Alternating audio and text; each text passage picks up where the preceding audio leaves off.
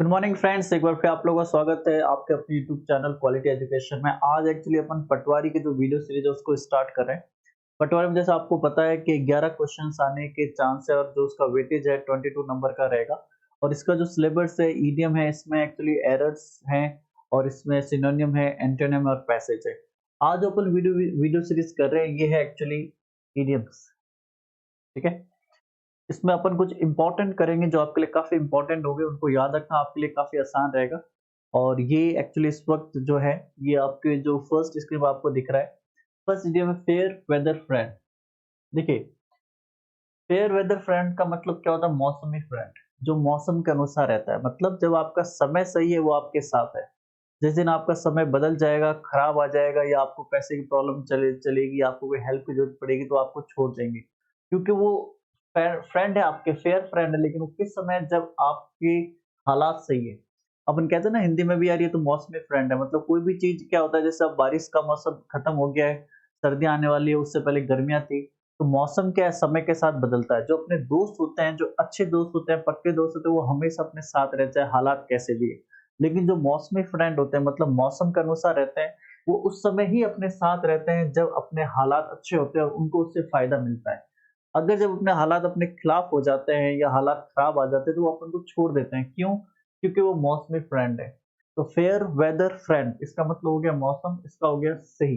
तो वही फ्रेंड सही है, मतलब वही फ्रेंड है सही जो अपन को मौसम के अनुसार मिलते हैं। मतलब ये फ्रेंड उसी समय अपने फ्रेंड सही फ्रेंड है जिस समय अपने हालात सही है। अगर हालात खराब है तो अपन को छोड़ देंगे। ठीक है, नेक्स्ट ऑन द वर्ड्स। ये थोड़ा-सा लेवल का है लेकिन अपन इसे कर सकते हैं, लेकिन पहला वाला काफ़ी इंपॉर्टेंट था। वर्ड्स का मतलब होता है कोई भी स्टेज या लेवल, किसी लेवल पे स्टेज। मतलब इसका मतलब क्या होता है कि आपको जब कोई अंदाज़ा लगता है या आपको एक एहसास होता है कि फ्यूचर में आपके साथ कुछ होने वाला है या आप कुछ नया अनुभव करने वाले हो। ठीक है? जब इंसान किसी लेवल पे होता है तो उसको एक आइडिया मिलता है फ्यूचर मेरे साथ ये होने वाला है, या मैं कुछ नई प्रॉब्लम है या कोई भी चीज़ का अनुभव करने वाला, एक्सपीरियंस होने वाला हूँ। एक्सपीरियंस करने वाला, something will happen in the future, future में कुछ होने के लिए। तो ऑन द वर्ड्स का तो मतलब होता है कोई लेवल, स्टेज। इसका मतलब होता है आपको जब फ्यूचर के किसी बात का अंदाजा लगता है या आपको लगता है फ्यूचर में ऐसा कुछ होगा। ठीक है, टू कीप अंडर रैप। देखिए, रैप का मतलब क्या होता है? लपेटना। अब मान लीजिए आप किसी हॉस्टल में रहते हैं या मान लीजिए आप रूम लेके रहते हैं, अकेले रहते हैं, फ्रेंड्स के साथ रहते हैं। अचानक आपको पता चल गया आपके गाँव से कोई मेहमान आ रहा है या मान लीजिए घर से कोई मेंबर आ रहा है या आपके फादर आ रहे हैं और आपका रूम पूरी तरह बिखरा हुआ है। आपके मान लीजिए मैले कपड़े बिना धोए वो पड़े हैं या रूम पूरी तरह बिखरा है कि आप पड़े हैं, मैं भी पूरी तरह खोए हुए। लेकिन जैसे आपको पता चला आपके पिताजी आने वाले, हो सकता है वो इस बात से ऐतराज करें, आपको भी लगे आप भी उनके आगे एक्चुअली हो सकता है एम्बेरेस्ड हो, मतलब शर्मिंदा हो। तो आपने क्या किया? फटाफट जो मैले कपड़े थे या कोई भी गंदगी थी जो आप नहीं चाहते उनको दिखे, आपने फटाफट को चादर में लपेटा और ऊपर रख दिया। तो रैप का मतलब क्या होता है? लपेटना। तो कीप अंडर रैप मतलब ऐसी कोई भी राज की बात, कोई ऐसी चीज जो आप नहीं चाहते कि आपके दोस्त या कोई भी उनको जाने। मतलब आप उनको पर्सनल रखना चाहते हो, छुपा के रखना चाहते हो, सीक्रेट रखना चाहते हो। मतलब आप नहीं चाहते वो लोगों के साथ शेयर करना। तो कीप अंडर रैप का मतलब क्या होता है? कोई भी बात लोगों से या किसी से भी छुपाना। आप नहीं चाहते कि वो बात या जो मुद्दा है वो दुनिया के सामने आए। तो आपने क्या किया? जैसे आपको पता चला कोई आने वाला है, आपने सारे अपने रूम की जो भी गंदगी थी उठा उसे चादर में लपेटा, साइड में रख दिया। ठीक है? किसी ने पूछा भी ये क्या? आपने कह दिया पुराने कपड़े हैं। तो कोई भी चीज़ छुपाना, सीक्रेट रखना, लोगों के साथ शेयर नहीं करना। Blue eyed boys. देखिए, ब्लू आइज़्ड का क्या मतलब होता है? जब आप स्कूल में थे या मान लीजिए कॉलेज में थे, तो एक एक्ट्रेस थी ऐश्वर्या राय। उसको सब बहुत ज़्यादा पसंद करते थे। उनको क्यों पसंद करते थे? उनकी आँखें ब्लू थी। ठीक है? कोई भी मान लीजिए पर्सनैलिटी है, चाहे वो मेल है, फीमेल है, अगर उसकी ब्लू आइज़ है तो बाय डिफ़ॉल्ट लोगों में, मतलब ऑटोमैटिकली लोगों में उसकी तरफ लोग उसकी तरफ अट्रैक्ट होते हैं। हर कोई उन्हें पसंद करता है क्योंकि ब्लू जो आइज़ होती है बहुत ज़्यादा खूबसूरत दिखती है। तो ब्लू आइज़ बॉयज़ का मतलब क्या है कि ऐसा कोई भी पर्सन, चाहे बॉय हो चाहे गर्ल हो, उसको पसंद किया जाता है। सबके द्वारा उसको पसंद किया जाता है, हर कोई उसे लाइक करता है, कोई उससे नफ़रत नहीं करता, हर किसी का वो चहेता होता है। तो ब्लू आइज़ को आप सीधा कैसे ज़रा याद रख सकते हैं? ऐश्वर्या राय से, उनकी आँखें ब्लू थी, अपने ज़माने में बहुत बड़ी एक्ट्रेस थी, सब उनको बहुत ज़्यादा पसंद करते थे। क्यों? क्योंकि वो बहुत ज़्यादा उनकी जो आँखें थी वो वर्ल्ड वाइड ऐसा माना जाता है बहुत ज़्यादा फेमस थी। ठीक है? कहते हैं उस समय बहुत ज़्यादा चर्चा चलती थी। तो ब्लू आइज़ बॉयज़ का मतलब आप कैसे याद रख सकते हैं? जिनकी आँखें ब्लू होती है उनको हर कोई पसंद करता है, हर कोई उनसे अच्छे से बात करता है, उनको रिस्पेक्ट देता है। एट स्टोन्स थ्रो, पत्थर की दूरी पे, ठीक है? देखिए सिंपल सा क्या होता है इसका मतलब होता है शॉर्ट डिस्टेंस, कम समय में या बहुत क्लोज। आप मान लीजिए गाँव में हैं, ठीक है? या मान लीजिए शहर में आपने अपने छोटे भाई को या किसी कज़िन को आपने कहा भई जा भई दूध लेना, दूध लेके आ। उसने कहा यार मैं तो नहीं जाऊँगा बाइक के बिना, ठीक है? आपने कहा यार दुकान ये तो रे तू भाटो फेंके तो ही पूग जाई। मतलब अपन कब बोलते हैं कि पत्थर भी फेंकूँगा तो भी पहुँच जाएगा। स्टोन थ्रो, पत्थर फेंकना।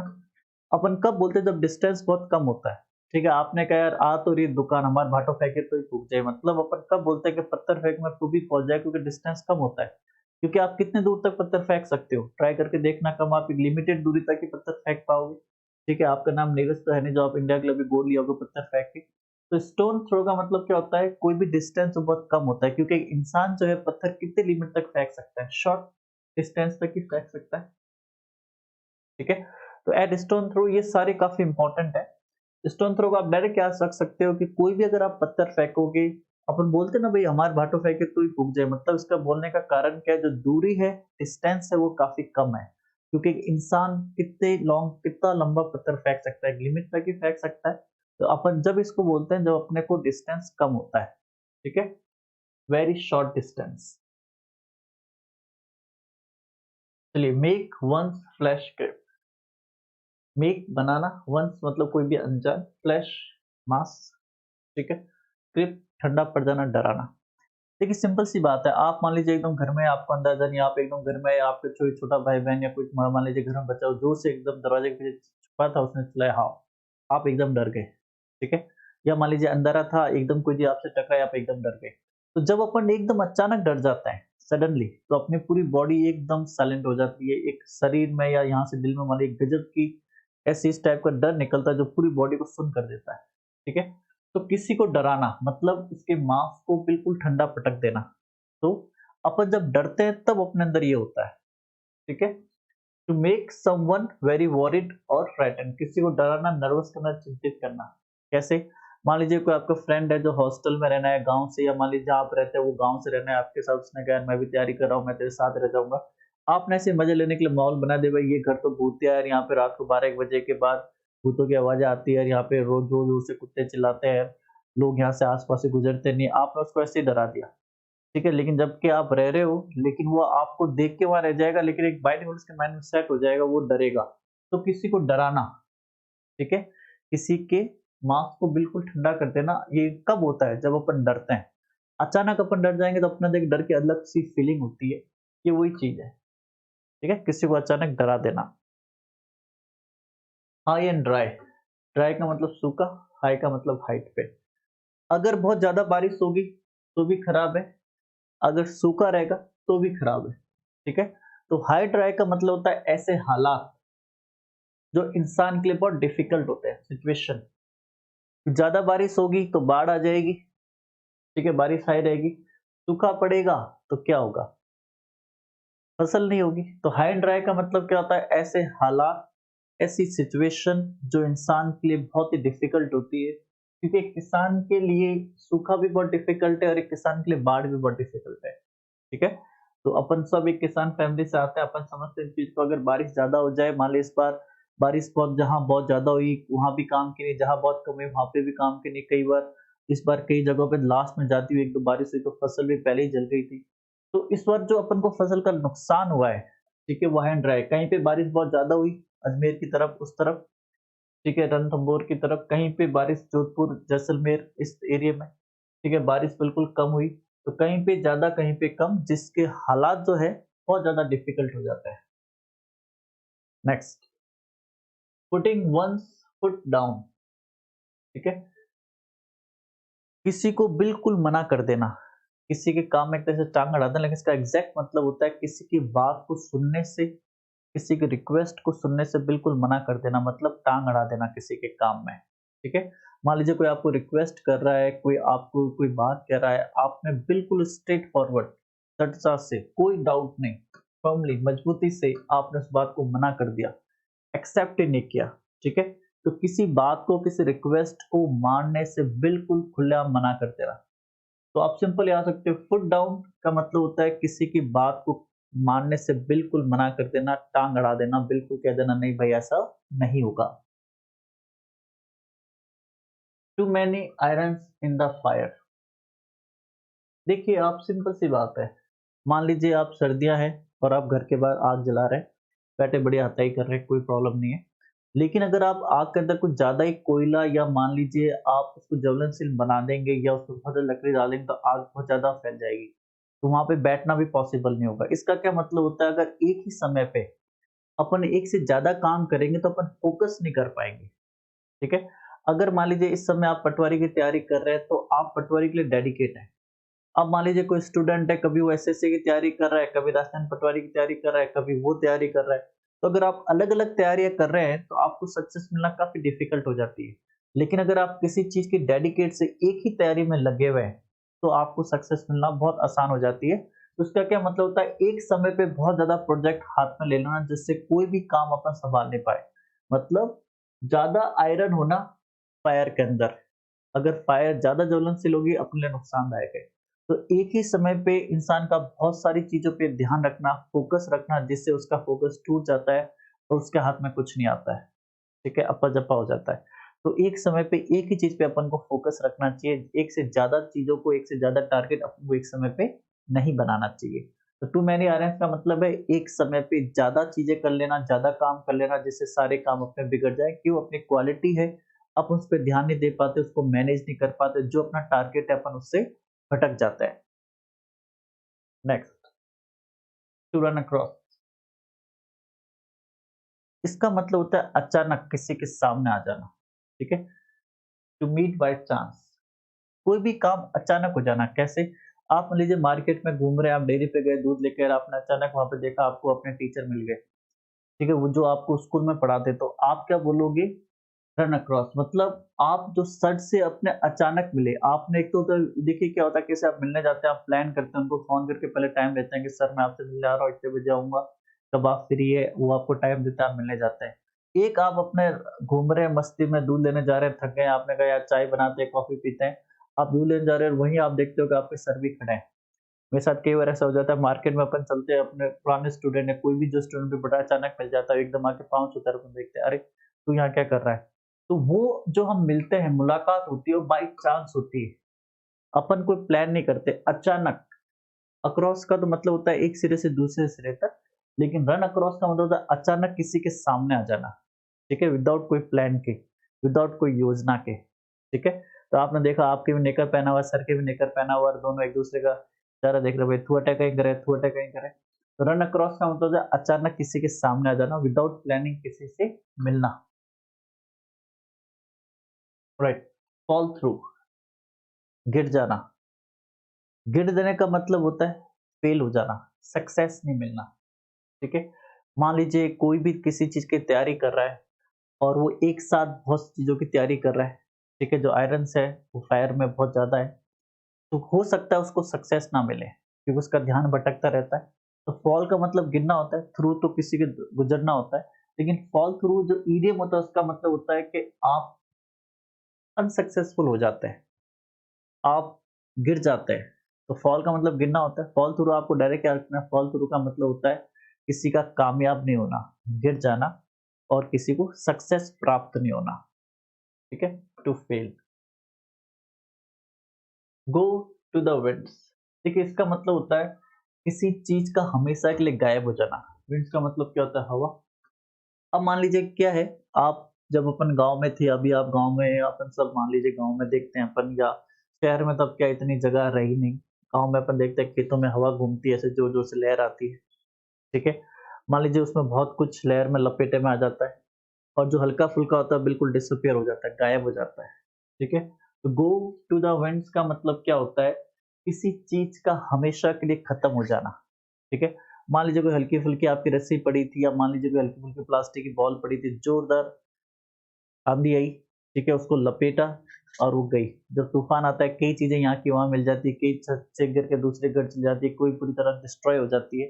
तो गो टू द वाइड का मतलब होता है किसी चीज का पूरी तरह डिसअपियर हो जाना, खत्म हो जाना। तो आप इसको सिंपल याद रख सकते हो, जैसे सिंपल सा है गाँव में या कहीं पे भी खुले एरिया में तूफान आता है, हवा बहुत जोर से आती है, तो जो भी छोटी-मोटी हल्की-फुल्की चीज़ होती है उड़ के इतने दूर चली जाती है, अपनी पहुँच के परे हो जाती है, ठीक है? या पतंग अपन उड़ा रहे हैं, मान लो कट गई, कट के वो उड़ गई और अपने एरिया से बाहर निकल गई, अपन कितने भी दौड़ के पीछा कर रहे हैं, वो अपने हाथ नहीं आने वाली। तो गो टू द विंड्स का मतलब होता है चीज़ों का गुम हो जाना, हमेशा के लिए गायब हो जाना, खत्म हो जाना, डिसअपियर हो जाना, ठीक है? आगे बढ़ते हैं। Cut one off without a shilling, इसका मतलब होता है प्रॉपर्टी, पैसा, ठीक है?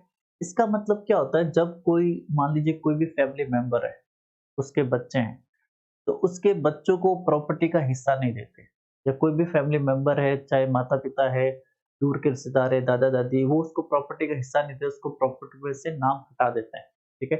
कई बार ये जालसाजी के थ्रू होता है, कई बार ये मान लीजिए जिसको प्रॉपर्टी मिलनी है उसमें लक्षण ही ऐसे हैं कि प्रॉपर्टी दे के उसने हरकतें ऐसे करी कि आदमी का दिल टूट जाता है। तो cut one of without a selling मतलब किसी को अलग कर देना विदाउट उसका हिस्सा दिए, ठीक है? इसका मतलब होता है प्रॉपर्टी, पैसा। तो cut one of without a selling मतलब किसी को अलग कर देना विदाउट हिस्सा दिए। तो आप कोई भी अपने आसपास का एग्जांपल याद रख सकते हैं, भाई इसको इसके परिवार ने प्रॉपर्टी से निकाल दिया, या इसको इसके परिवार ने प्रॉपर्टी में से ना के बराबर को हिस्सा दिया, तो ये बहुत ज्यादा मान ली इसकी हरकत जो थी वो बिल्कुल इसके परिवार के खिलाफ थी। कई बार अपन माँ-बाप का भी देखते हैं, माँ-बाप अपने बच्चों को प्रॉपर, हालाँकि माँ-बाप ऐसा नहीं करते, लेकिन कभी ऐसे हालात हो जाते हैं, मजबूर हो जाते हैं हालात, जब किसी को प्रॉपर्टी का हिस्सा नहीं दिया जाता, क्योंकि जो उसकी एक्टिविटी होती है, जो उसके कार्य होते हैं, वो बिल्कुल परिवार के खिलाफ होते हैं। तो किसी का भी प्रॉपर्टी से हट जाना विदाउट पैसा लिए, मतलब उसको प्रॉपर्टी का हिस्सा नहीं मिलना, टू प्रिवेंट समबडी, ठीक है, specially your son and daughter receiving your money और प्रॉपर्टी आफ्टर योर डेथ, मतलब आपकी मौत के बाद कुछ ऐसा अपनी जायदाद में लिख देना जिससे आपकी प्रॉपर्टी आपके बच्चों को ना मिले।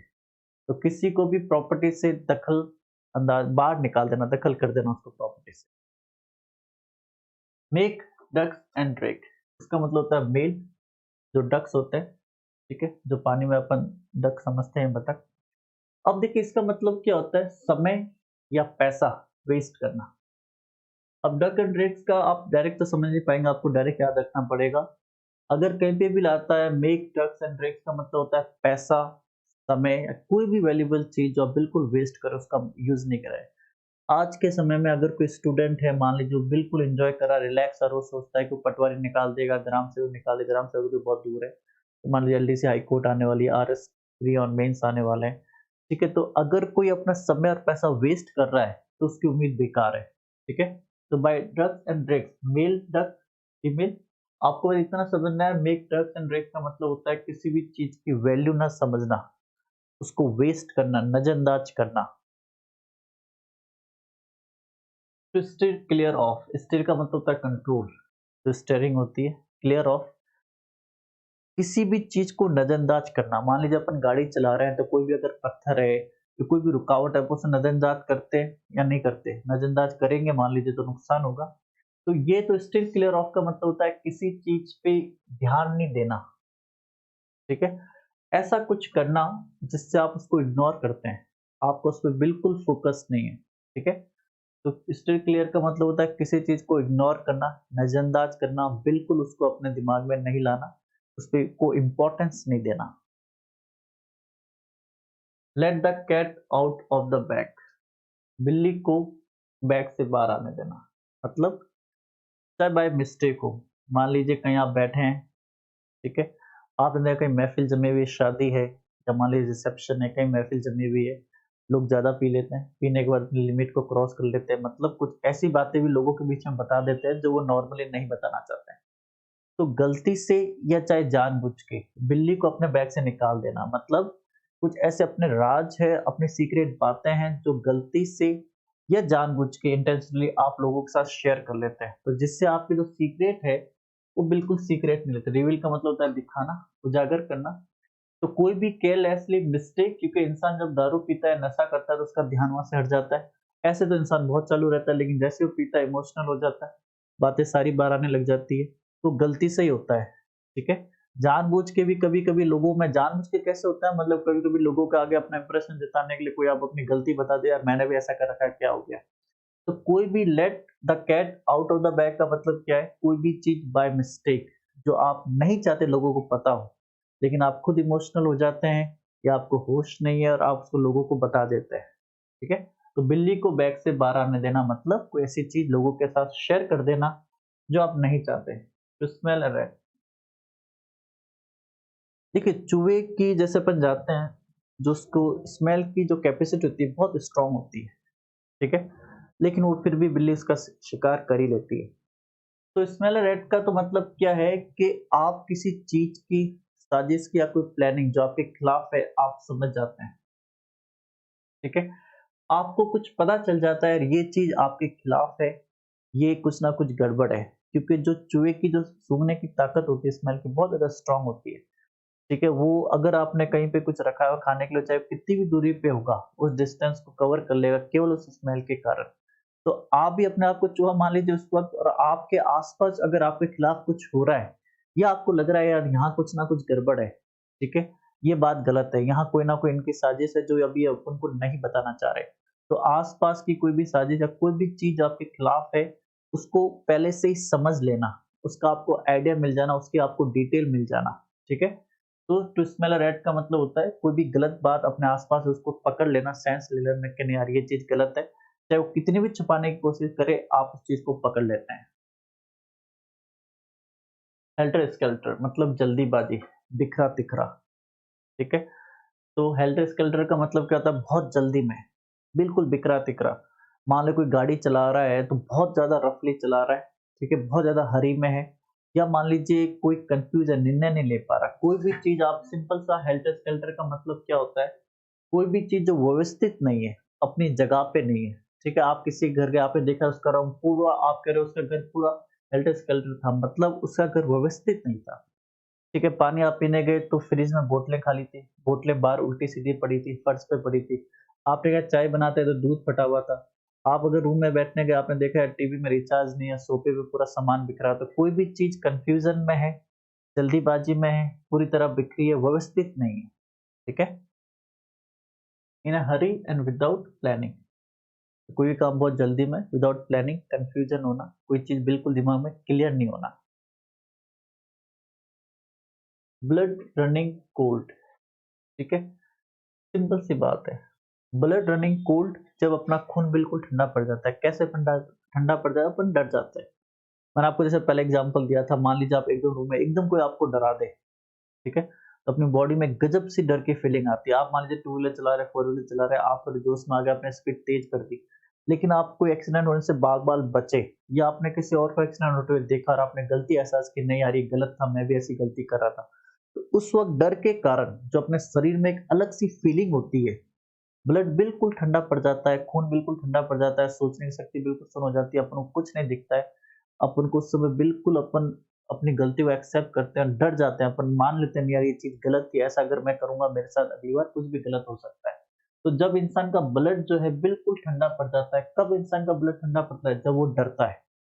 जब वो एक्साइटेड होता है उसका खून एकदम गर्म होता है, जब वो चीज़ों को डरता है एकदम तो बिल्कुल वो शांत हो जाता है, हथियार डाल देता है क्योंकि उसके शरीर बिल्कुल ठंडा पड़ जाता है। To have something up one sleeve.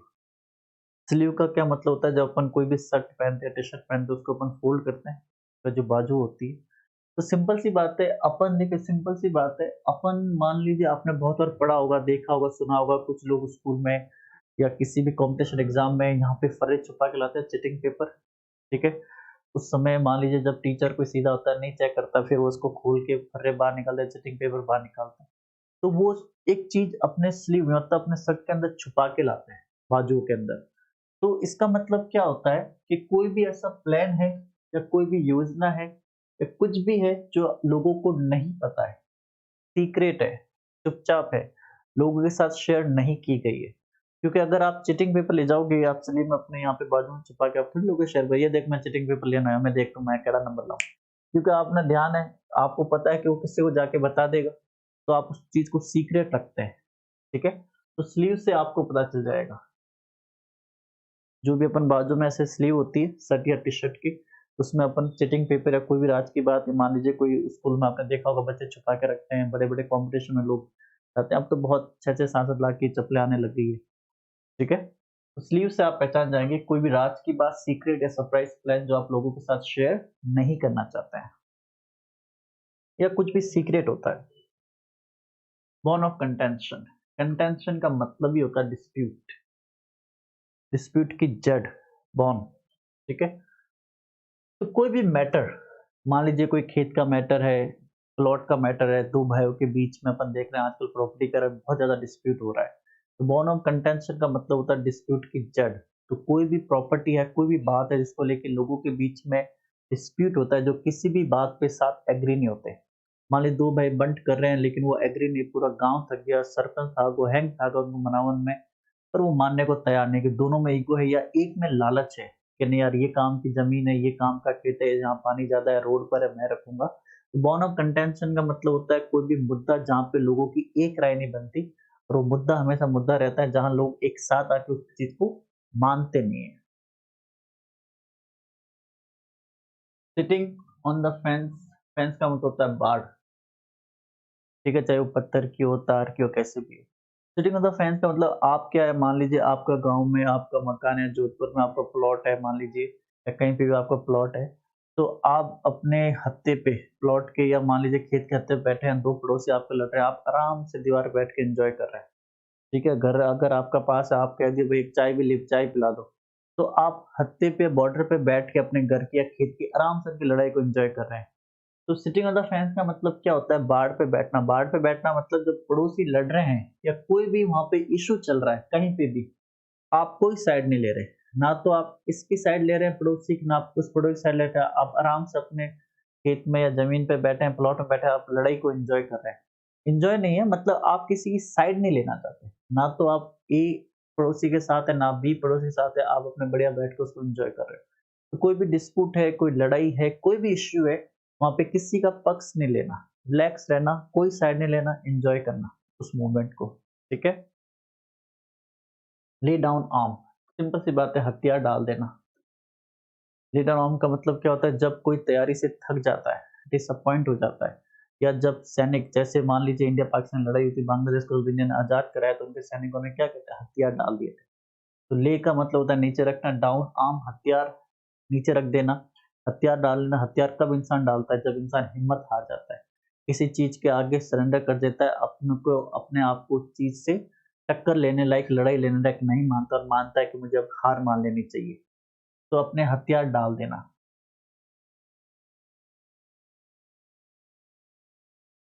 तो call it a day, call it a day का क्या मतलब होता है इंग्लिश में, दिन का अंत। मान लीजिए आप सुबह से लेकर शाम तक लाइब्रेरी में बैठे हैं, पढ़ाई कर रहे हैं, आपने चाय भी पी, नाश्ता किया, सब किया, खाना वाना खाया, लेकिन अब रात के 10 11 12 बज गया, आपने कहा यार आज के लिए बहुत है, आज का दिन यहीं पे खत्म करते हैं। तो जब अपन अपने वर्किंग डे का अंत करते हैं, ठीक है, to call it a day, तो इंग्लिश में क्या बोला जाता है, call it a day, call, इसको आज का दिन करो, मतलब आज तक जो अपन ने किया, कहते हैं ना यार आज आज आरू घुनाई जे, अब आज के लिए बहुत है, अगले अब कल देखेंगे। तो कॉल इट अ डे का मतलब होता है अपने काम का अंत, उस दिन के काम को समाप्त करना, अब आप रेस्ट करोगे, अब आप कोई काम नहीं करोगे, तो किसी भी चीज का अंत, उसके बाद आप उसको कंटिन्यू नहीं करोगे, आज के लिए काफी है। मेकिंग है वाइल द सन शाइन्स, हे का मतलब होता है घास के जो बड़े बड़े ढेर होते हैं। ठीक है, क्या होता है, मान लीजिए जब अपन घास काट के सुखाते हैं, तो जब धूप आती है उस समय उसको सुखाया जाता है कि फटाफट सूख जाए, फिर उसकी कटाई हो जाए। तो मतलब मौके पे चौका मारना, जब धूप आती है, सूरज चमचमाता है, शाइन करता है, उस समय आप अपने घास को सुखाते हैं। मतलब जब कोई फंसा हुआ है, आप उस समय इसका फायदा उठाते हैं। कैसे, मान लीजिए आपके फ्रेंड के पास कोई लैपटॉप है, वो लैपटॉप आपको बहुत पसंद है, 50,000 का लैपटॉप है, आज उसको पैसों की जरूरत है। ठीक है, तो आप देख रहे हो कि उसके जो रिलेटिव है या उसका कोई दूसरा नॉन फ्रेंड है, वो 50,000 की चीज 20-25,000 में खरीदना चाहता है, जबकि वो चीज बिल्कुल नहीं है, लेकिन वो जानता है, आप उस चीज को महसूस कर रहे हो, आपका फ्रेंड भी उस चीज को समझ रहा है कि यार वो जानता है ये फंसा हुआ है, कहाँ जाएगा, क्लियर, आज उसको नीड है, हाथों हाथ उसको पैसों की जरूरत है। तो मौके पे लोगों का फायदा उठाना, एडवांटेज लेना, मतलब जब धूप आ रही है उस समय अपनी घास सुखा देना, जिससे आप मौके का फ़ायदा उठा लेते हो। जब कोई फँसा हुआ है, आप अपना बेनिफिट निकाल लेते हो। पुट अप विथ, ये काफ़ी इम्पोर्टेंट है, ये आपको एरर में भी आ सकता है।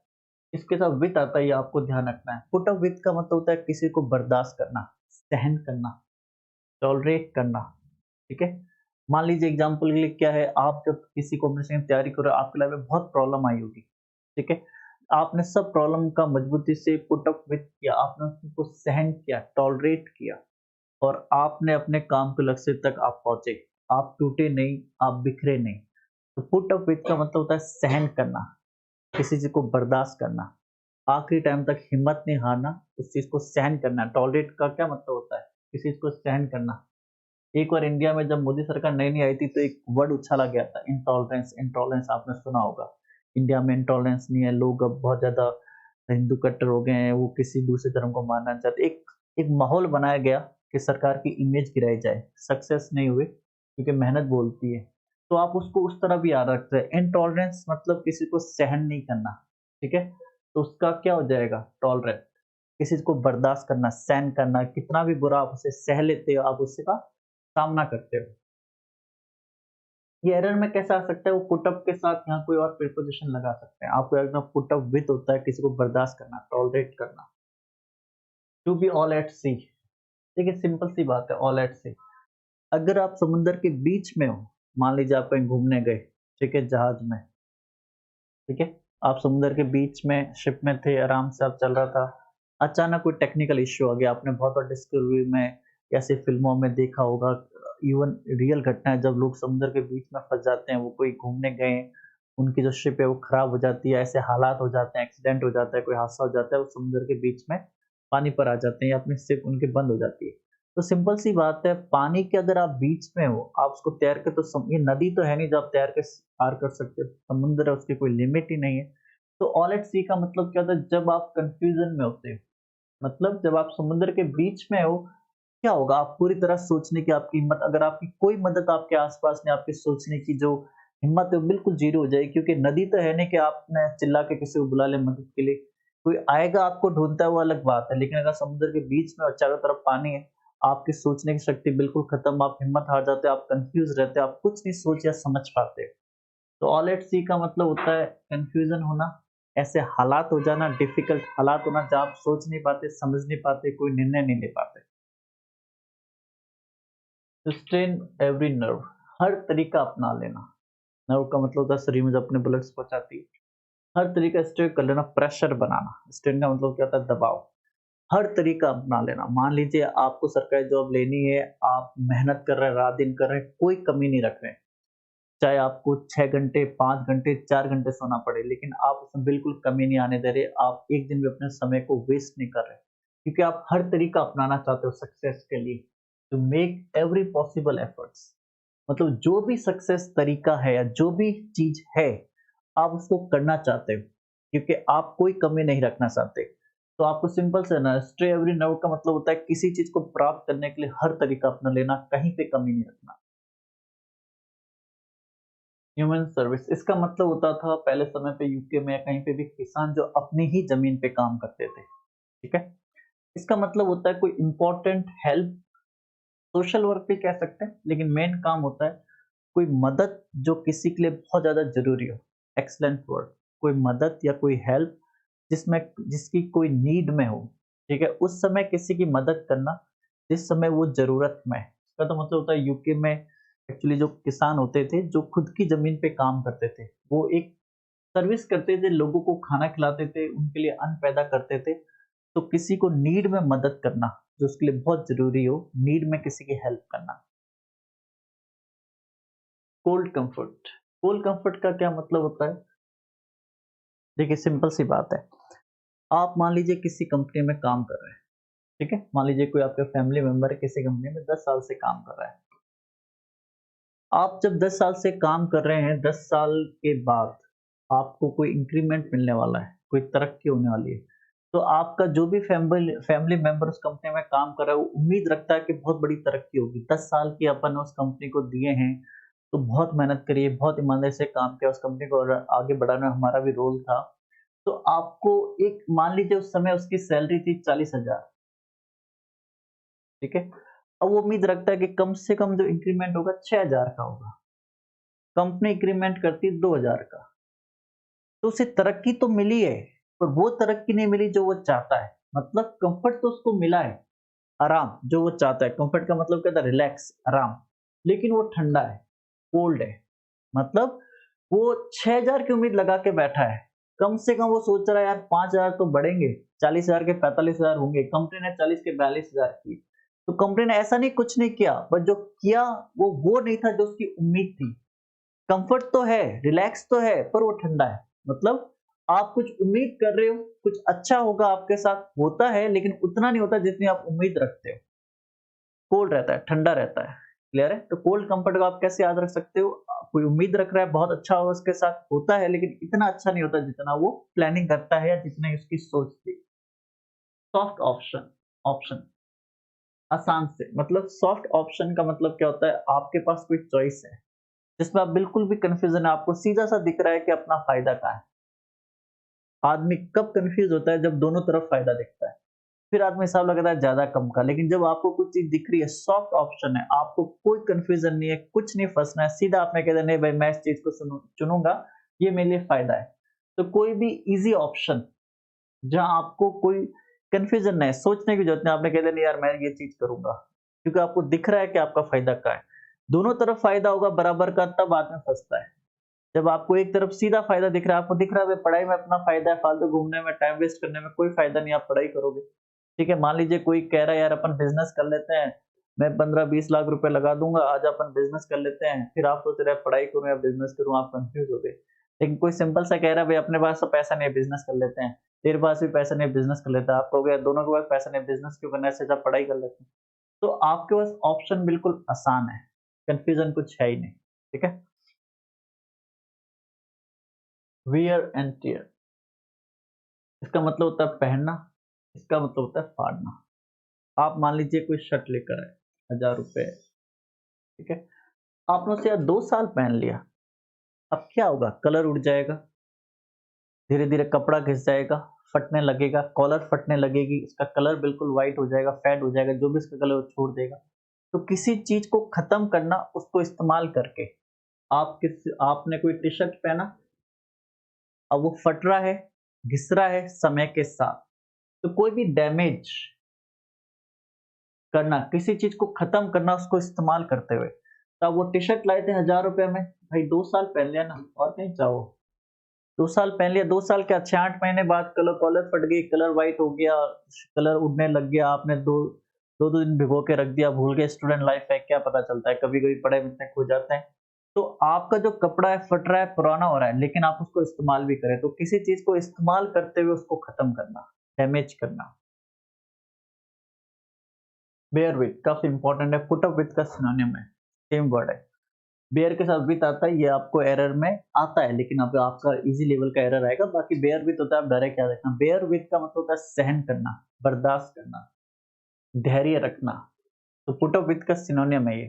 पुट अप विथ का भी मतलब क्या होता है? टॉलरेट करना। तो बेयर का मतलब होता है सहन, किसी चीज को बर्दाश्त करना। मान लीजिए आपको मैंने बताया था, आप लाइफ में पढ़ रहे हैं, नौकरी की तैयारी कर रहे हैं, बहुत सी प्रॉब्लम आई होगी या आएगी, लेकिन आप उन सबको बर्दाश्त करते हैं। क्यों? क्योंकि आप तरक्की चाहते हैं। अब समझते हैं समय आ गया जब आपको अपने आप को प्रूफ करना है।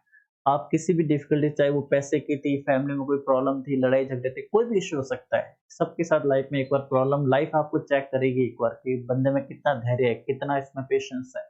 तो किसी चीज को बर्दाश्त करना, सहन करना। ठीक है। To move heaven and earth, आसमान से धरती तक सब तरीके अपना लेना, कोई भी चीज नहीं छोड़ना। अगर आपको लगता है भाई इस रास्ते तक अपन को सक्सेस मिल सकती है, आपने पूरे तरीके अपना लिए। किसी ने कहा नहीं भाई तेरे को ऐसे सक्सेस मिल सकती है, आपने हर तरीका अपना लिया। तो किसी चीज को संभव बनाने के लिए कोई भी तरीका पीछे नहीं छोड़ना, आसमान से धरती एक कर देना। आप सिंपल याद रख सकते हो, आसमान से धरती एक कर देना कुछ प्राप्त करने के लिए। तो सारे तरीके अपना लेना जो भी पॉसिबल है, कुछ मन में नहीं रखना। तो टेक टू वंस हिल, हिल का मतलब होता है जो अपने पाँव का पिछला हिस्सा होता है। कहीं से डर के भाग जाना क्योंकि आपने कुछ गलत किया है। आप सिंपल याद रखना, हील। कहीं से गायब हो जाना, डिसअपियर हो जाना, भाग जाना, क्यों? क्योंकि आपने कोई गलती करी है। कैसे? मान लीजिए आप घर में गए, एकदम आपने फ्रिज खोला, फ्रिज में दूध एक्स्ट्रा रखा होता कि क्या कुछ भी सामान था वो गिर गया, दूध गिर गया, आपने ध्यान नहीं दिया, आप जल्दीबाजी में थे। अब आपको पता है कि आपकी खैर नहीं है, ठीक है?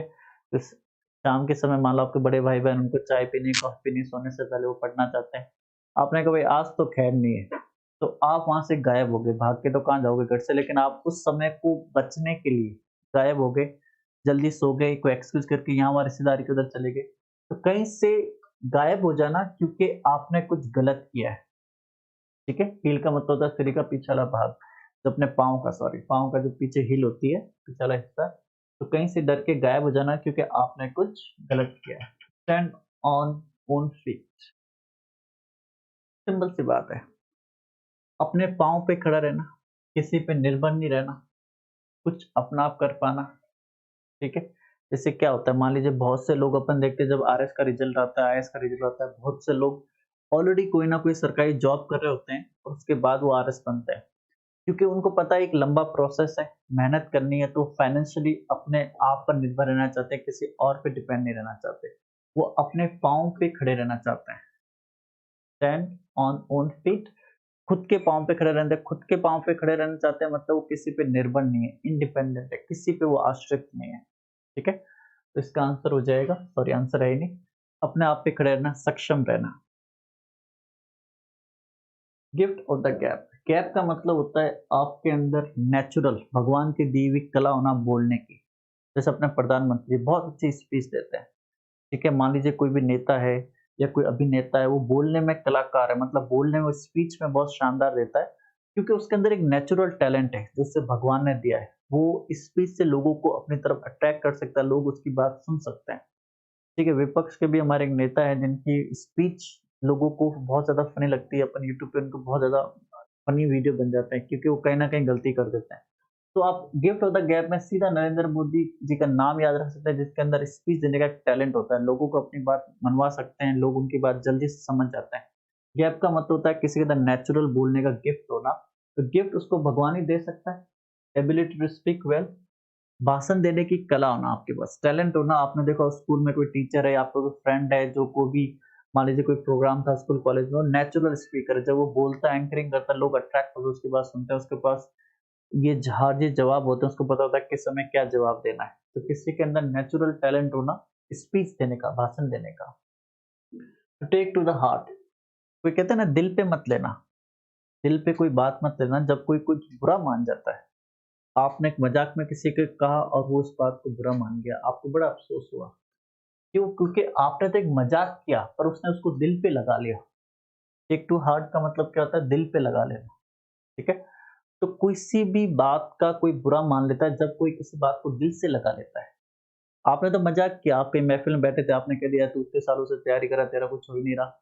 आपने एक फनी वे में कहा पर उससे लगा इतने लोगों के बीच में मुझे कह दिया, आप उसको फील हो गया क्योंकि उसने वो बात दिल से लगा ली, ठीक है? To keep the wolf from the door काफी इंपॉर्टेंट है।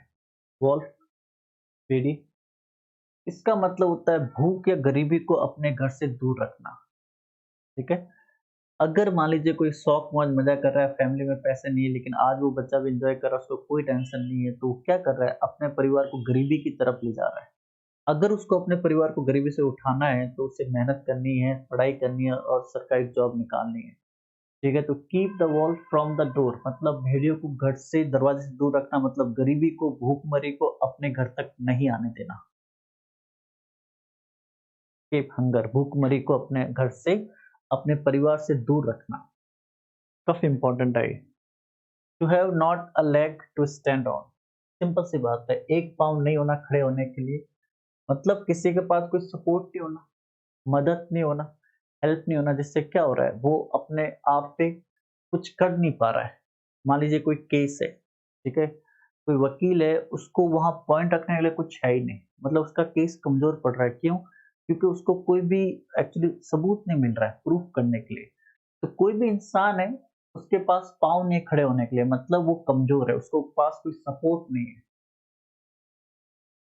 कोई आर्गुमेंट है, बहस है, आपके पास कुछ प्रूफ करने के लिए, अपनी बात को रखने के लिए कोई सबूत नहीं है।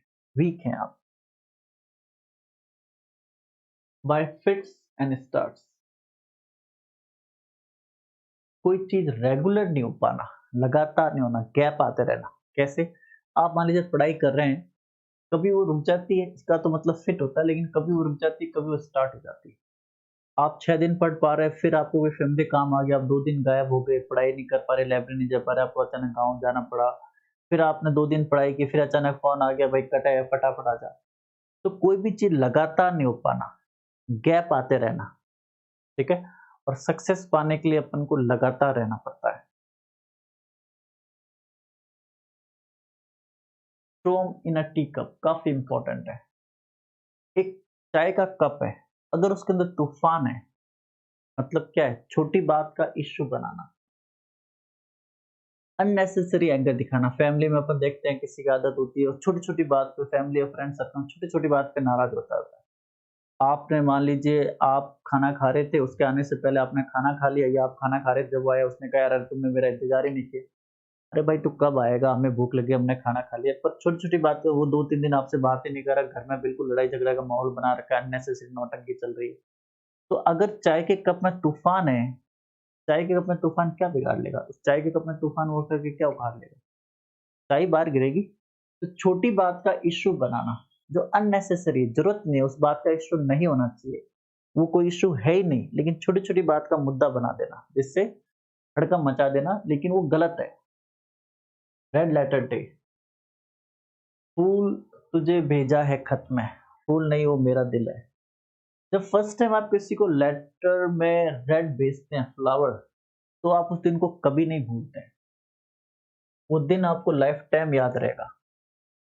आप लाइफ में कहीं भी पहुंच जाएंगे, किसी भी एज में होगा, जब आपको फर्स्ट टाइम या तो आपने किसी को लेटर में फूल भेजा या आपको लेटर में फूल आया है, वो दिन इंसान के लिए बहुत इंपॉर्टेंट होता है, बहुत बड़ा दिन होता है, बहुत इंपॉर्टेंट दिन होता है, बहुत खुशनवा दिन होता है।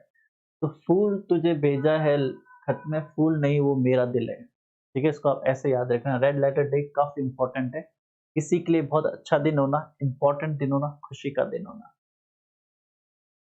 अभी लेटर वेटर में फूल नहीं भेजना, अभी पढ़ाई का समय है। सेट वंस फेस अगेंस्ट, किसी के खिलाफ फेस करना, उसका विरोध करना। अगर मान लीजिए आपके एरिया में दो, आपके गांव में दो सरपंच के लिए खड़े हो गए, 3 जने खड़े हो गए, तो वो एक दूसरे को फेस कर रहे हैं, अगेंस्ट है, उनके खिलाफ है, मतलब एक दूसरे के खिलाफ लड़ रहे हैं। एक परिवार के हो सकते हैं, वो एक समाज के हो सकते हैं, कोई प्रॉब्लम नहीं चलता, लेकिन आज सरपंच के जो वोट है ना, गांव का माहौल बिगाड़ देते हैं। ठीक है, तो आज वो एक दूसरे को फेस कर रहे हैं, अगेंस्ट है, फेस है लेकिन एक दूसरे के खिलाफ है, मतलब उस चीज का विरोध कर रहे हैं जो एक दूसरा कर रहा है। तो आपस में एक दूसरे के खिलाफ हो जाना, विरोध करना, किसी को सपोर्ट नहीं करना। फाइंड इन द फिस्को, इसका मतलब होता है कोई भी चीज सक्सेसफुल नहीं होना। फिस्को का मतलब क्या होता है? आपको शर्मिंदा मिली, नाकामयाबी मिलना, आपका प्लान योजना का फेल हो जाना। ठीक है, तो कोई भी आपने काम स्टार्ट किया, मान लीजिए आपके फ्रेंड सर्कल में या परिवार में किसी ने बिजनेस स्टार्ट किया, उसने बिजनेस स्टार्ट किया, उसको थोड़ा बहुत फायदा होने लगा, उसने माहौल बना दिया, अरे यार मैं तो बहुत कमा रहा हूँ, मैं तो ये कर रहा हूँ, मैं तो वो कर रहा हूँ, परिवार के लोग, फ्रेंड के लोग सब उसकी तारीफ कर रहे हैं, सब उसके पुल बांध रहे हैं। अचानक 6-8-10 महीने बाद पता चला कि बिजनेस तो हवा में गया। तो जो उसको सक्सेस नहीं मिली, उस सक्सेस के साथ-साथ उसे अपमान भी झेलना पड़ेगा। लोग पूछेंगे, भाई क्या हुआ तेरे बिज़नेस का? क्या हुआ भाई तेरे बिज़नेस का? कहाँ गया तेरा बिज़नेस? तू तो बड़ी-बड़ी बातें कर रहा था। ये ला रहे हैं, वो ला रहे हैं, इतने एम्प्लॉयी रखना है। तो कोई भी प्लान, आपकी योजना फेल हो जाना, जिससे आपको शर्मिंदा भी होना पड़े, लेकिन कुल मिला के आपका प्लान या योजना का फेल हो जाना। कोई भी योजना जो गलत जाती हो या कोई भी नाकामयाबी जो आपको शर्मिंदा करे। Fight to the bitter end, कड़वा।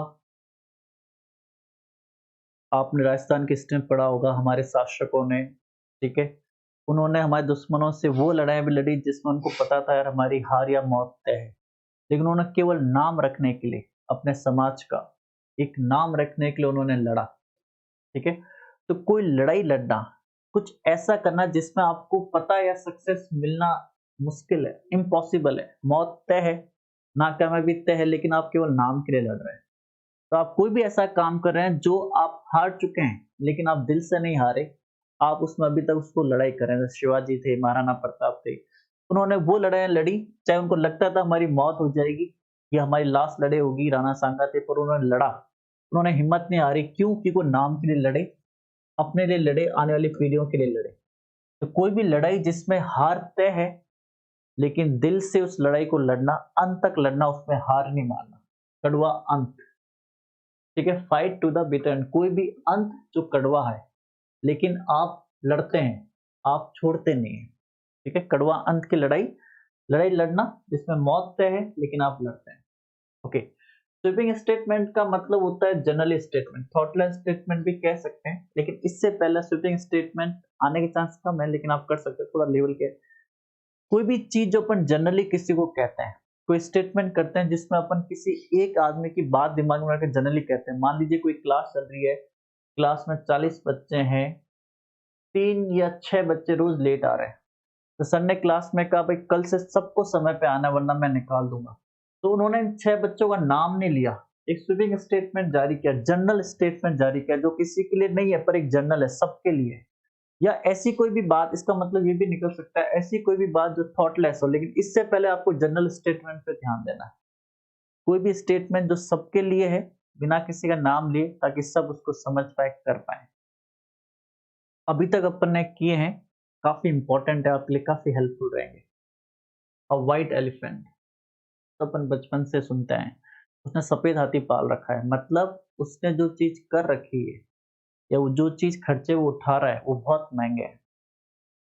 ठीक है, मान लीजिए किसी ने बुलेट रख रखी है, स्टूडेंट लाइफ है, घर से कोई ज्यादा सपोर्ट नहीं है, खुद शौकीन जीवड़े हैं, बुलेट का काफी शौक है उन्हें, पुरानी बुलेट है, रॉयल इनफील्ड मान लीजिए, उनका एवरेज क्या होता है, 12, 15, मैक्सिमम 18। ठीक है, पेट्रोल है, तो अपन क्या कहते हैं भाई ये तो सफेद हाथी है, मतलब दिखने में बहुत बढ़िया है, कोई प्रॉब्लम नहीं, अपन को मेंटेनेंस करना, पेट्रोल अभी 110 है, उसको मेंटेन करना, चलाना, इसके खर्चे उठाना बड़े भारी है। तो व्हाइट एलिफेंट का मतलब क्या होता है, किसी चीज को चलाना, उसको जारी रखना बहुत ज्यादा कीमती होता है, क्योंकि ब्लैक हाथी तो अपन देखते आए हैं, काला हाथी। व्हाइट हाथी अपन ने केवल फिल्मों में या कहानियों में सुना है, इसलिए देखा नहीं है, क्योंकि अगर कोई व्हाइट एलिफेंट होगा तो उसकी वैल्यू बहुत ज्यादा बढ़ेगी, उसको पालना, रखने, भलन पोषण, बहुत ज्यादा पैसा खर्च होगा। तो व्हाइट एलिफेंट मतलब कोई चीज बहुत ज्यादा महंगी है, उसको चलाना, रख पाना बहुत ज्यादा डिफिकल्ट होता है। ठीक है, चलिए आज के लिए काफी है, मुझे उम्मीद है वीडियो आपको समझ में आएगा। कोई भी डाउट है कमेंट करिएगा, वीडियो को लाइक करिएगा, चैनल को सब्सक्राइब करिएगा। Thank for watching quality education. मेरा नाम था दशरथ सिंह, मेरा नाम है एक्चुअली दशरथ सिंह, और मैं जोधपुर से हूं। अगर कोई गलत है, सॉरी, अगर कोई डाउट है आपको, उसको कमेंट करिएगा, मैं जरूर ट्राई करेंगे कि कमेंट के द्वारा आपको एक्सप्लेन करें। वीडियो को लाइक करिएगा, चैनल को सब्सक्राइब करिएगा। धन्यवाद।